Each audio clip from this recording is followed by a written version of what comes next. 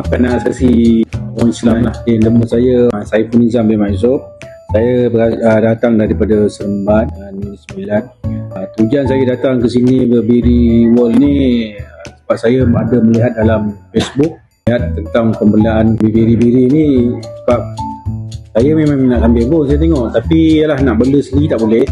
So sini dia boleh belakan, cuma kita keluarkan modal sikit lah. Tu je lah untuk ikut kontrak 10 tahun ke 8 tahun ada package lah.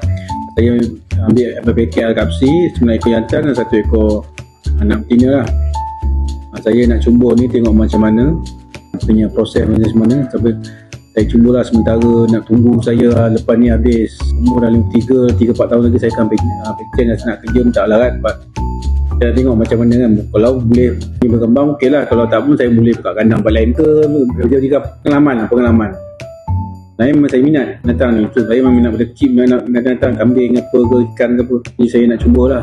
Bandingkan binatang lembu ni boleh, tapi lembu ni besar, dia lembu besar, penjagaan dia lagi susah sebenarnya, tak sesuai sangat. Kalau macam kambing ni dia jinak dengan manusia, kalau bandingkan lembu pun jinak lah, tapi kambing lebih makanan asasi orang Islam lah kita punya kan.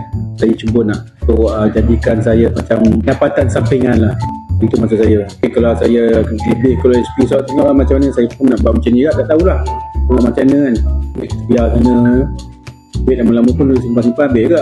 Saya nak cubalah tengok macam mana.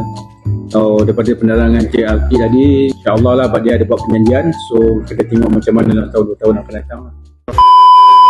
Sempena Aidiladha, Barberi World mengadakan special offer Aidiladha, Grab 5 dapat 1 package menternak secara percuma dan potongan harga sehingga RM500. Jangan lepaskan peluang. Klik di bio sekarang untuk maklumat lanjut.